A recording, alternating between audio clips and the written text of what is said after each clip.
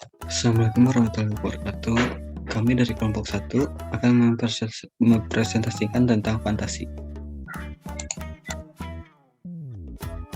Pengertian. Pengertian dari fantasi ialah kemampuan jiwa untuk membentuk tanggapan-tanggapan atau bayangan-bayangan baru. Dengan kekuatan fantasi, manusia dapat melepaskan diri dari keadaan yang dihadapinya dan menjangkau ke depan keadaan-keadaan yang akan mendatang. Fantasi sebagai kemampuan jiwa manusia dapat terjadi secara disadari atau tidak disadari.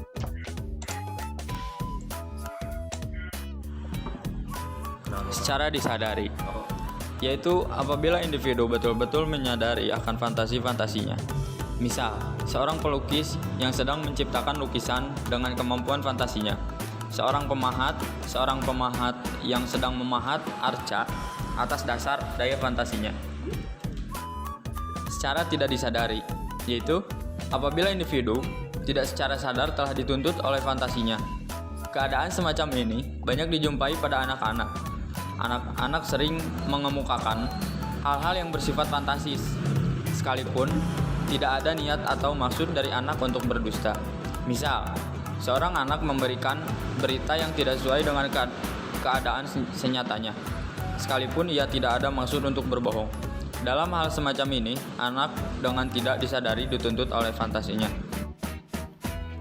Macam-macam fantasi. A. Secara umum, fantasi merupakan aktivitas yang menciptakan. Tetapi sekalipun demikian, sering dibedakan antara fantasi yang menciptakan dan fantasi yang dipimpin. Fantasi yang menciptakan yaitu merupakan bentuk atau jenis fantasi yang menciptakan sesuatu. Misalnya, seseorang ahli mode pakaian menciptakan model pakaian atas dasar daya fantasinya. Seorang pelukis menciptakan suatu lukisan atas daya fantasinya. Fantasi yang dituntun atau yang dipimpin yaitu merupakan bentuk atau jenis fantasi yang dituntun oleh pihak lain. Misalnya, seseorang yang melihat film, orang ini dapat mengikuti apa yang dilihatnya dan dapat berfantasi tentang keadaan atau tempat-tempat lain dengan perantara film psikologi belajar itu.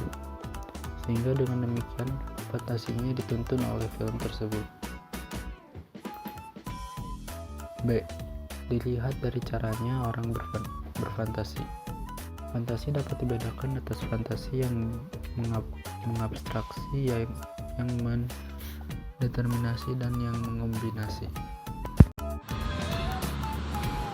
Fantasi yang mengabstraksi yaitu cara orang berfantasi dengan mengabstraksikan beberapa bagian, sehingga ada bagian-bagian yang dihilangkan.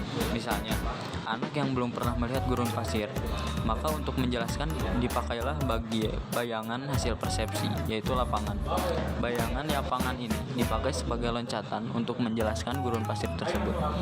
Dalam anak berfantasi, gurun pasir itu banyak bagian-bagian lapangan yang diabstraksikan dalam berfantasi. Gurun pasir dibayangkan seperti lapangan, tetapi tanpa pohon-pohon di sekitarnya, dan tanahnya itu pasir semua, bukan rumput. Fantasi yang mendeterminasi yaitu cara orang berfantasi dengan mendeterminasi terlebih dahulu. Misalnya, anak belum pernah melihat harimau, yang telah mereka lihat kucing, maka kucing digunakan sebagai bahan untuk memberikan pengertian tentang harimau. Dalam berfantasi, harimau dalam bayangannya seperti kucing, tetapi bentuknya besar. Selanjutnya, fantasi yang mengombinasi yaitu cara orang berfantasi dengan cara mengombinasikan pengertian-pengertian atau bayangan-bayangan yang ada pada individu tersebut. Misalnya, berfantasi tentang ikan duyung, yaitu kepalanya seperti kepala seorang wanita, tetapi badannya badan ikan. Jadi, adanya kombinasi kepala manusia dengan badan ikan. Fantasi yang mengombinasi inilah yang banyak digunakan orang. Misal, ingin membuat rumah dengan mengombinasikan model Eropa dengan atap model Minangkabau. Usia anak merupakan usia hayalan, sehingga berdasarkan telah tentang fantasi di atas dapat diimplementasikan dalam dunia pendidikan.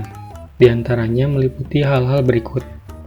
Pertama, daya berfantasi siswa sangat perlu dikembangkan secara terpimpin untuk kepentingan dan keberhasilan proses pembelajaran di sekolah.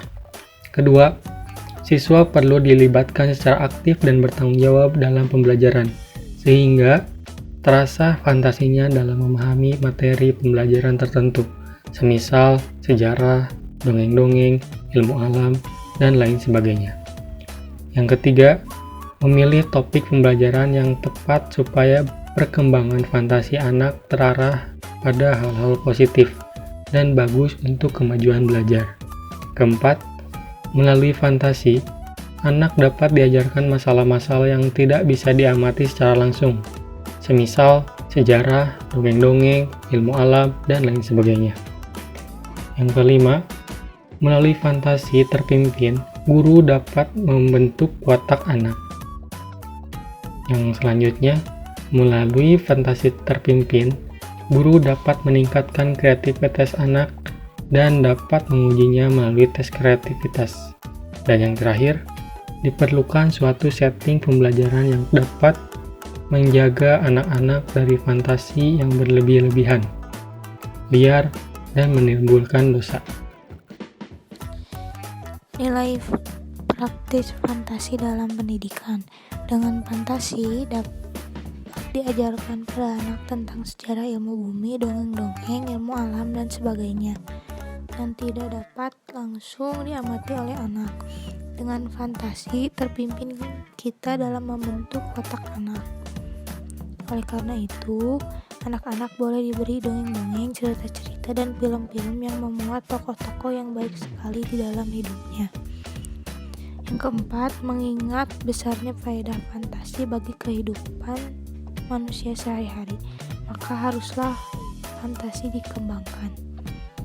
Dan yang terakhir, dengan alat-alat pengajaran di sekolah, dengan maksud agar fantasi anak dapat dikembangkan dengan baik dan leluasa.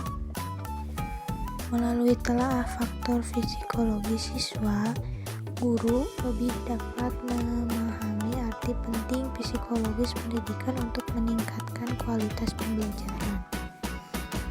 Telaah tentang definisi fantasi, nilai guna, dan kekurangan fantasi. Guru diharapkan dapat mengimplementasikannya dengan target untuk kemajuan dan keberhasilan proses pembelajaran di sekolah. Mungkin cukup sekian presentasi dari kelompok kami. Maaf bila ada salah-salah kata. Wassalamualaikum warahmatullahi wabarakatuh.